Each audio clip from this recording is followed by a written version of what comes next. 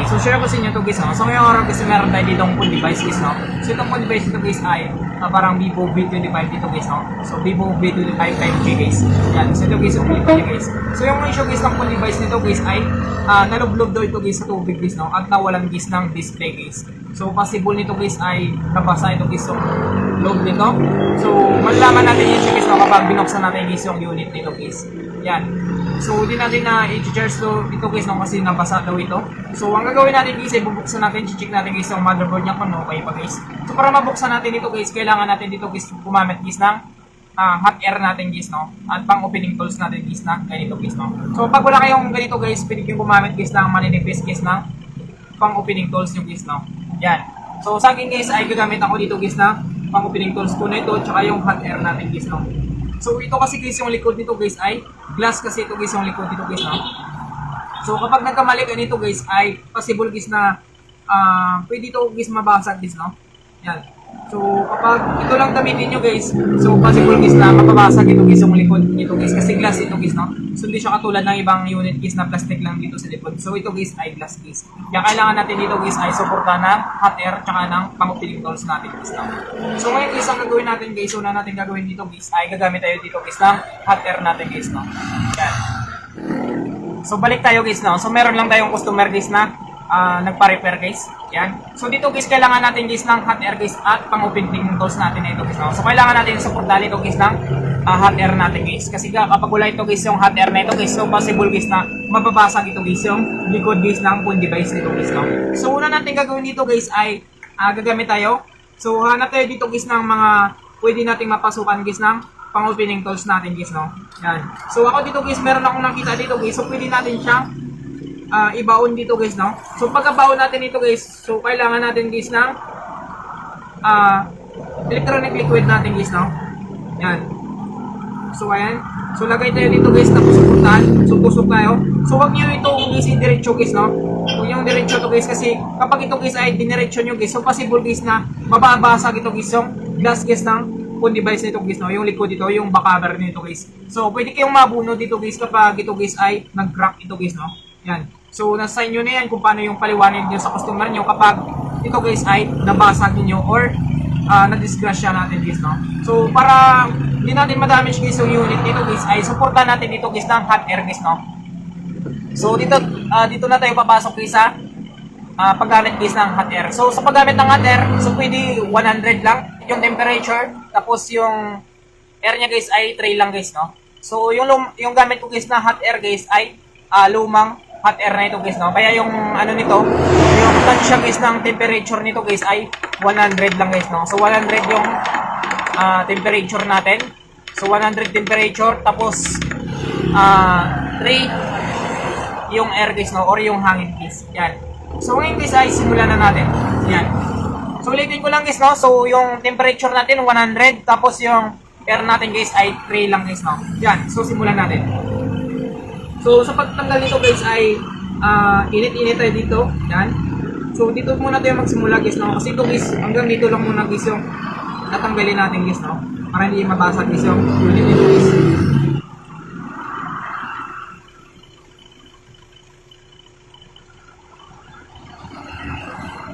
Yan. So na-applyan na natin ng hangin at diretso natin. So malambot na yun siya guys, no? Kasi nainitan siya guys ng hot air natin guys, no? Yan. So lalambot guys yung adhesive na yan. So yan, naka-ano na tayo, nakapag-proceed na tayo, hanggang dito na tayo. Susunod naman dito hanggang dito lang. Yan. So ganito guys yung ano ko dito guys sa glass guys, no? Kapag binubuksan ko guys yung unit guys, lalo na guys kapag yung back cover guys ng unit guys or ng device guys ay glass guys, no? Or back glass guys. So dapat guys ay mahaba guys yung pasensya ninyo dito guys para successful nyo guys na hindi ito mabasag guys, no? Yan. So dandan tayo. Yan. So pag malaman nyo guys, naramdaman nyo guys na matigas guys, so huwag nyo yung ituloy guys, no? So susuportahan natin guys ng hot air natin guys. Yan. So kapag matigas guys, ayaw mag-diretso ng pang-opening tools natin, so lagyan natin guys ng hangin guys, no? Yan.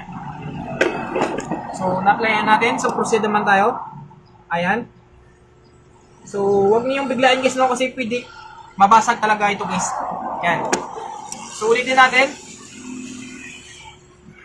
Yan. So apply tayo ng hangin dito. Hangin. Yan. So palambutin natin yung adhesive nito. Yan. Sunod natin. Proceed natin ulit guys. Yan. So naramdaman ko dito guys ay mano na siya guys, no? Matigas na ito guys. So kung ito guys ay hindi na siya magalaw. So ibig sabihin guys, kailangan natin guys ng water guys, no? So water natin ito para hindi mabasag guys yung glass dito guys, no? Yan. So hanggang dito na tayo. So proceed natin hanggang dito. Ayan.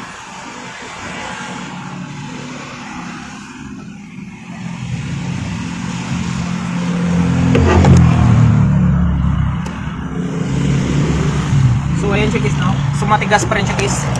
So apply tayo ulit.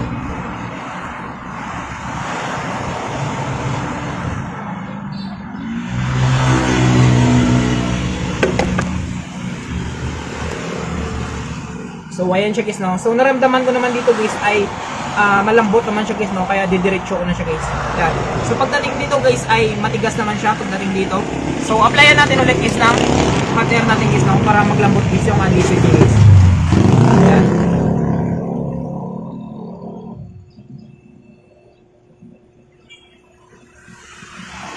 So sunod natin. So i-proceed natin ulit. Yan, so malambot na guys yung adhesive na dito banda kasi nainitan natin guys, na. So kapag yung adhesive guys ay nainitan guys ng hot air natin guys, so lalambot din siya guys, no? Yan, so dito guys matigas siya. So wag natin pilitin. So apply tayo ulit guys ng hot air natin. Yan. So wag lang natin biglain guys, no?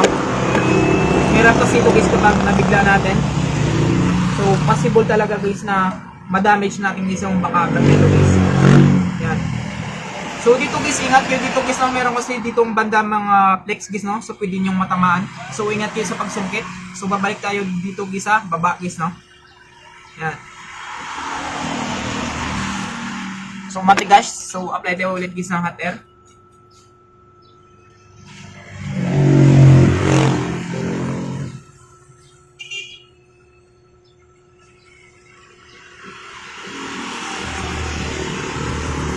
So ayan guys, no? So proceed natin ulit guys yung pang-opening tools natin. Yan. So kung nyo guys, makita nyo guys, at naramdaman ko dito guys ay malambot siya guys, no? Yan. So dito naman guys ay matigas pa siya. Yan. So kapag matigas, ayan natin ulit.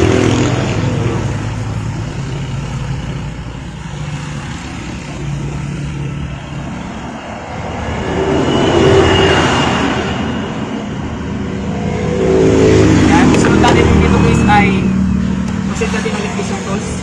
Ayan. So dito guys, naramdaman ko dito malambot. So apply tayo ulit guys ng hot air natin hanggang sa mabuksan natin ito guys, no? Ayan.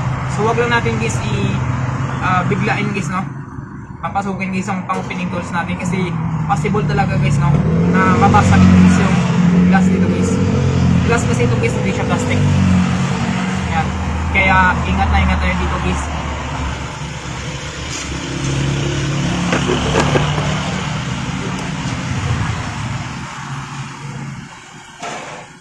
So ayan siya guys, no? So hanggang dito lang tayo guys kasi meron yan ditong mga flex. So subukan natin buksan guys, no? So ayan siya guys, no? Yan. So may dikit pa siya dito guys banda. Yan. So wala naman siyang flex dito guys, no? Kasi minsan dito guys meron siyang flex. Maliban na lang dito guys sa camera na ito guys. Kapag ito guys ay naputol yung guys, so possible guys na magkaroon nito guys ng error guys sa unit na ito guys. Yan. So dito guys ay sunod natin dito guys, tanggalin natin guys lahat guys ng mga bolts. So nabuksan na pala ito guys, no? Kulang na ito guys ng bolts. Yan. So napa-repair na rin siguro ito dati guys. Yan. So kulang siya guys ng bolts. So tanggalin natin lahat guys ng mga bolts dito guys, no? So ayun siya guys, so meron pa siyang dikit. Yan. So tanggalin natin. Yan.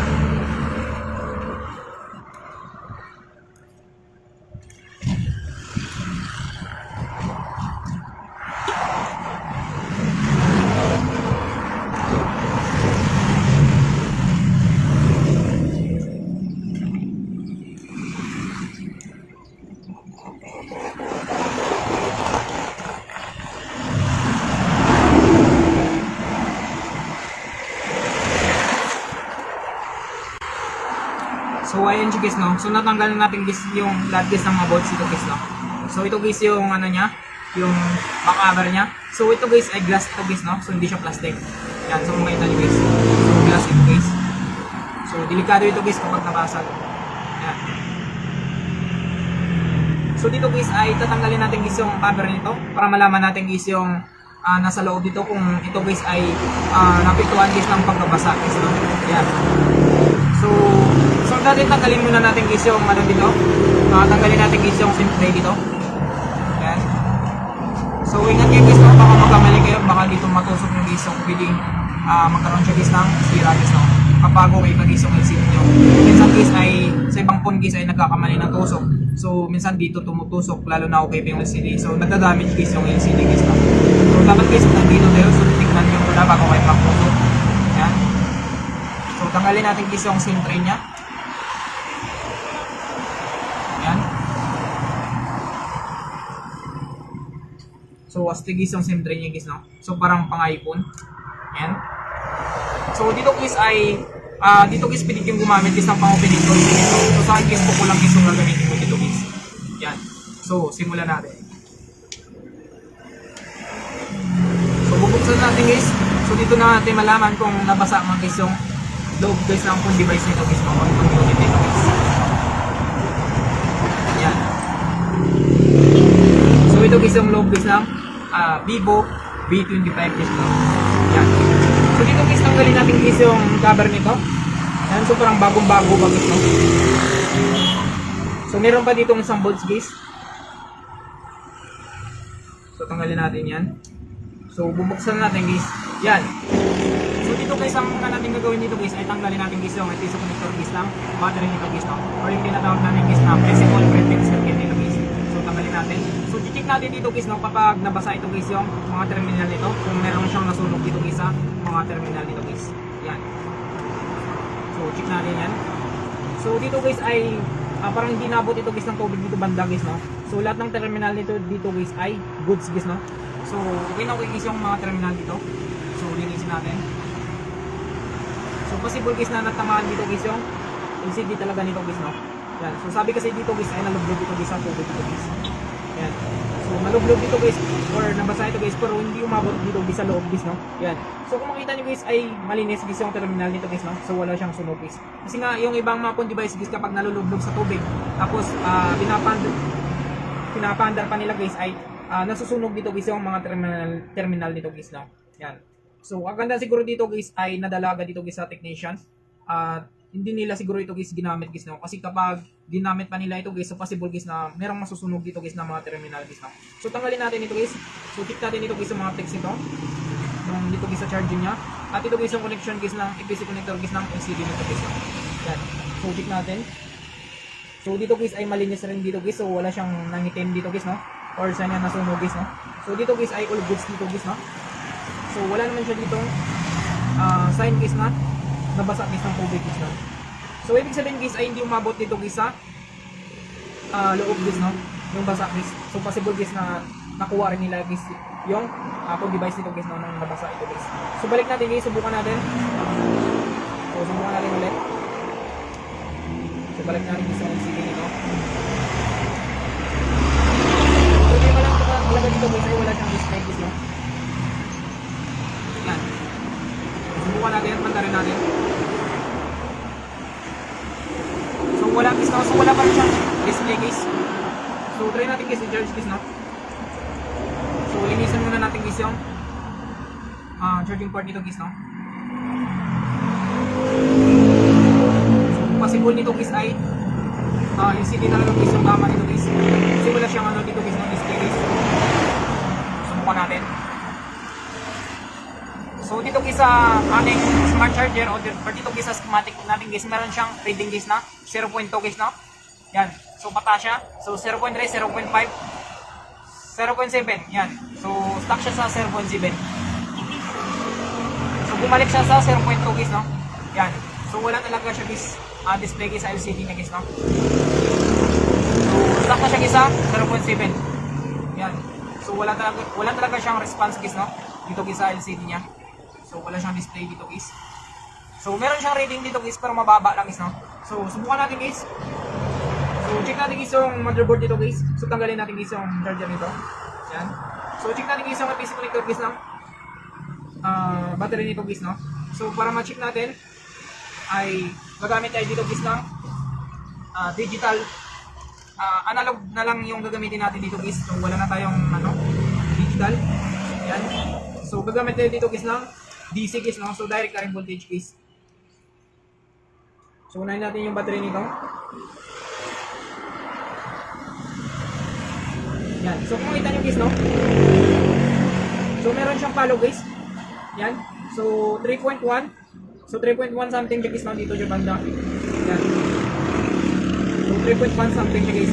So, kapag 3.1, ibig sabihin guys, yung battery nito guys ay drain guys, no? Yan. So, gumamit tayo dito guys ng DCB.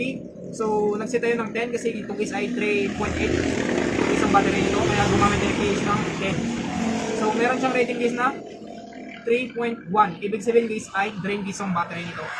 So, subukan natin. So, dito naman tayo guys sa motherboard nito guys, no? So, check natin dito guys sa motherboard niya guys kung meron siyang shorted guys sa motherboard niya guys. So, para malaman natin guys kung meron siyang shorted ay magsisi tayo dito guys na times 1 guys, no? Dito guys sa analog tester natin. So, times 1, 150 mA with continuity guys, no? So, dito guys ay hanapin natin dito guys yung positive sa positive, negative sa negative. So, positive sa positive tayo guys, no? Negative sa negative. Yan. So, ito guys yung positive niya guys, no? So, malakas guys yung palo. Yan. So, positive sa positive tayo, negative sa negative. Yan. So, dapat papalo yan siya guys, no? Positive sa positive, negative sa negative. So, kapag binaliktad natin guys yung positive sa negative, negative sa positive guys, so dapat hindi siya papalo guys, no? Kasi kapag papalo ito guys yung analog tester natin guys, so possible guys na merong shorted guys sa motherboard nito guys, no? So, subukan natin ulit. Yan. So, hindi siya pumalo guys, no? So, ibig sabihin nito guys ay good board guys yung motherboard guys lang kung device nito guys, no? Yan. So, kapag balik natin guys, so positive sa positive, negative sa negative, so dapat papalo siya guys, no? Yan. So, pumapalo siya guys. So, kapag binaliktad natin, so dapat hindi siya papalo guys. Kasi kapag papalo siya, ibig sabihin meron siyang shorted guys sa motherboard niya. Yan. So, kung makita nyo guys, wala siyang palo, ibig sabihin guys ay good board guys yung phone device nito guys, no? Yan. So, ang problema lang dito guys ay wala siyang display guys, no? Yan. So, subukan natin dito guys, ay shock natin guys, or i-activate natin guys yung battery nito guys, no? Ng activation panel natin. Yan. So, ito guys yung activation natin guys. So, subukan natin. So, i-activate lang natin guys, no? So, possible guys na na-drain guys ang battery nito. Yan. Subukan natin. So, dito guys sa battery niya guys, na test na rin natin guys sa analog tester natin guys, ay goods naman guys yung battery niya guys, no? So, ang problema lang dito guys sa battery niya guys ay drain guys, no? So, pero okay guys yung battery niya, drain lang talaga guys. So, dapat guys ay mag-charge dito guys, no? Kasi na-reading na natin guys sa analog tester natin guys, ay okay guys yung battery nito guys. Yan. So, kung makita niyo guys yung assault na yun guys, so nag-blink yan. So, ibig sabihin guys ay okay guys yung battery nito guys, no? So, kung makarga siya guys, nag-charge guys yung battery nito. Yan, kung makita niyo guys. So, antayin natin guys, no? So, antayin na natin. So, ano natin guys, i-activate natin guys mga ilang minutes lang.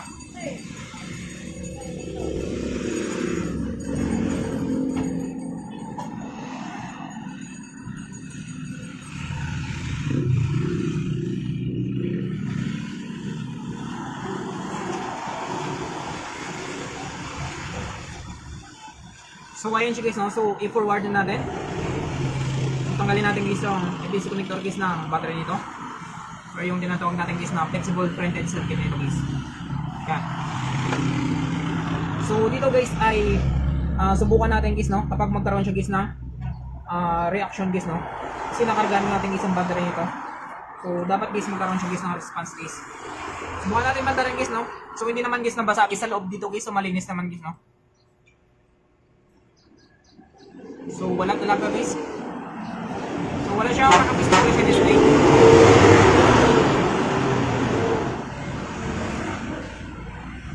So, wala guys. So, maliban na lang dito guys sa LCD niya guys, no? So, meron tayo ditong ano guys, extra guys na LCD. Subukan natin. So, meron tayo ditong OLED guys, no? So, OLED dito guys yung LCD nito. Yan. So, maganda na rin ito guys yung OLED.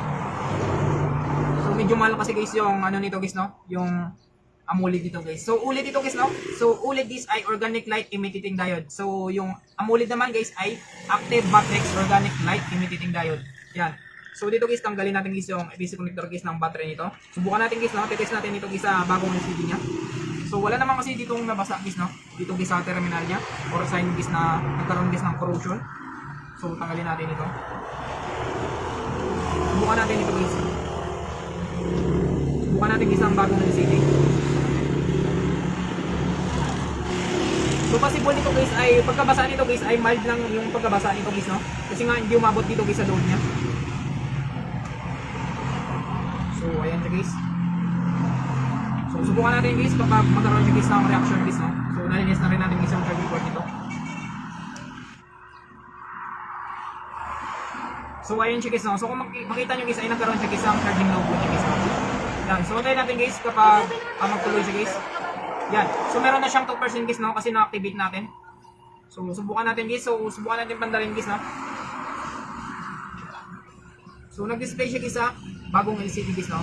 So ibig sabihin nito guys ay natamaan talaga guys yung LCD nito guys ng phone device nito guys, no? Kasi ito guys bago ito guys yung extra natin guys na LCD nito guys, no?